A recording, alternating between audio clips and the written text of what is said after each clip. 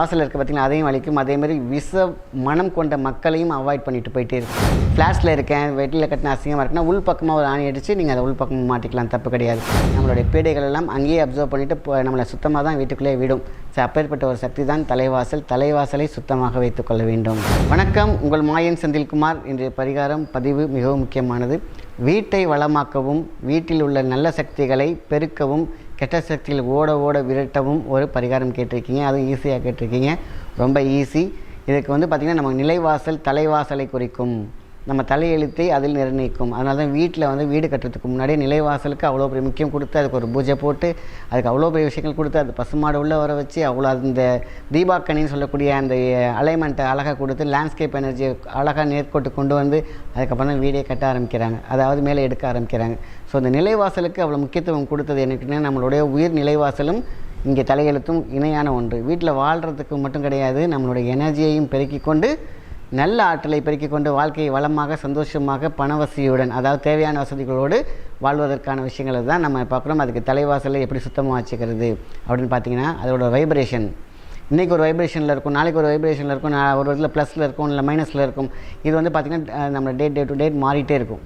இப்படி நமக்கு அழகாக தலைவாசல் அமைந்து விட்டால் வாழ்க்கையும் தலையெழுத்தும் அழகாக இருக்கும். என்னென்ன செய்யலாம்? ஒரு பச்சை துணி எடுத்துக்கிறீங்கன்னு சொன்னீங்களே, அந்த மாதிரி பச்சை துணி சின்னதாக எடுத்துக்கிட்டு அதில் ஒரு ஸ்பூன் வசம்பு பொடி. வசம்பு நான் ஏற்கனவே சொல்லியிருக்கேன், விஷத்தை முறிக்கும் அம்பு.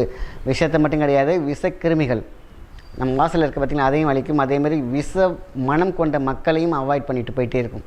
யார் வந்தாலும் அவங்கள்ட்ட இருக்கக்கூடிய குரூர மனத்தையும் மாற்றி நல்ல மனமாக மாற்றக்கூடிய ஒரு சக்தி விஷத்தை முறிக்கும் அம்பு, விஷம்பு. அதுதான் வசம்பு, சரிங்களா? ஸோ அதை அந்த பேர் சொல்லாதது அப்படின்னு சொல்லுவாங்க, சரிங்களா?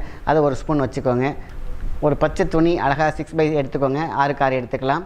அதில் வசம்பு பொடி எடுத்துக்கோங்க. வசம்பு பொடியை பற்றி அழகாக சொல்லியிருக்கேன், விஷத்தை முறிக்கும் அம்பு. அடுத்தது பார்த்திங்கன்னா பச்சை கற்பூரம். அதே மாதிரி வேம்பு கட்டை, வேம்போட கட்டை இருக்கு இல்லையா, வேப்ப மரத்தோட கட்டையில் வேப்ப இலை, வேப்பம் பொடி எது வேணாலும் சேர்த்துக்கலாம். அதேமாதிரி படிகாரத்தூள், இல்லைன்னா படிகார சின்ன சின்ன கிறிஸ்டல்ஸ் அழகாக வச்சு ஒரு முடிச்சு மாதிரி கட்டி வாசலில் கட்டி வச்சுருங்க. ஃப்ளாட்ஸில் இருக்கேன், வெளியில் கட்டின அசிங்கமாக இருக்குன்னா உள் பக்கமாக ஒரு ஆணி அடித்து நீங்கள் அதை உள் பக்கமாக மாட்டிக்கலாம், தப்பு கிடையாது. இல்லை அதுவும் அசிங்கமாக இருக்குன்னு ஃபீல் பண்ணிங்கனாக்கா வாசலுக்கு பக்கத்தில் 2 டிஷ் மாதிரி வச்சு ஒரு ஃப்ளவர் வாஷ் வச்சு அதை உள்ளே போட்டு வச்சுருங்க. ஆக நிலவாசலுக்கு பக்கத்தில் இருக்கணும். அதாவது ஆணி அடித்து நடு வாசலில் மேலே மாட்டிங்கன்னா ஒன்று சிங்கிளாக முடிஞ்சிடும்.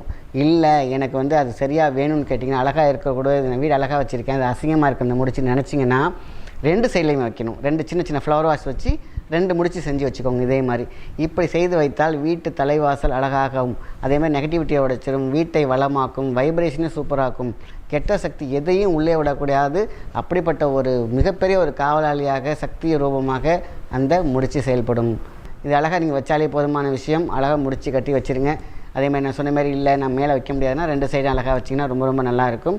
இதை வீட்டில் வைக்கிறதுனால பார்த்திங்கனாக்கா அந்த காற்றுல அந்த விஷம் இருக்குது பார்த்திங்களா, அப்படியே காற்றுல பட்டு எந்த விதமான வைரஸையும் உள்ளே வர வைக்கிறது கிடையாது. படிகாரம் சொல்லவே தேவையில்லை, உங்களுக்கு கிருமி நாசினி. அதே மாதிரி தான் வேம்பு கட்டை அந்த காலத்துல எல்லாம் பார்த்திங்கன்னா மந்திரி கட்டுக்கெல்லாம் அந்த வேப்பங்குச்சி யூஸ் பண்ணாங்க, வேப்பந்தலை யூஸ் பண்ணாங்க. அதேமாதிரி பார்த்திங்கன்னா எப்பேற்பட்ட பேய் பிசாசுகள் பில்லி சுனிலாம் வீட்டுக்குள்ளே வராது. ஸோ அப்படிப்பட்ட ஒரு சக்தி தான் இந்த வேப்பங்கட்டையிலாம் இருக்குது. பச்சை கற்பூரம் ஒரு எனர்ஜியை கொடுத்துக்கிட்டே இருக்கும் எப்பொழுதுமே. அதனால் இந்த முடிச்சை பார்த்திங்கன்னா வருஷத்துக்கு ஒரு தடவை கண்டிப்பாக மாற்றிடலாம், இல்லாட்டினா 6 மாதத்துக்கு ஒரு தடவை மாற்றலாம். பாருங்கள், உங்களுக்கு அதோட பார்த்தாலே தெரியும் அதோட பவர் இருக்கா இல்லையான்னு. இந்த ஸ்மெல்லு இதெல்லாம் பிரச்சனை. நீங்கள் 6 மாதம் ஒரு பெட்ரு மாற்றுறது, இல்லையா ஒரு வருஷம் கழிச்சு மாற்றினாலும் ஓகே தான். இந்த முடிச்சை நீங்கள் தண்ணியில் போட்டுடலாம், இல்லாட்டினா கால்படாத இடத்துல ஆள் நடமாட்டம் இடத்துல போட்டாலே போதுமான விஷயந்தான், சரிங்களா? இது ஒரு நல்ல ஒரு பேராற்றல் கொடுக்கும், வீட்டை சுத்தமாக்கும். நம்ம எங்கெங்கேயோ வெளியில் சுற்றிட்டு வரோம் இல்லையா, வீட்டுக்குள்ளே நுழையும் போது நம்மளுடைய பீடைகள் எல்லாம் அங்கேயே அப்சர்வ் பண்ணிவிட்டு நம்மளை சுத்தமாக தான் வீட்டுக்குள்ளே விடும். ஸோ அப்பேற்பட்ட ஒரு சக்தி தான் தலைவாசல். தலைவாசலை சுத்தமாக வைத்துக்கொள்ள வேண்டும். அதனால் இந்த பதிவு மிகவும் முக்கியமானது. நல்ல விஷயத்தை மற்றவங்க ஷேர் பண்ணுங்கள். நன்றி, வணக்கம்.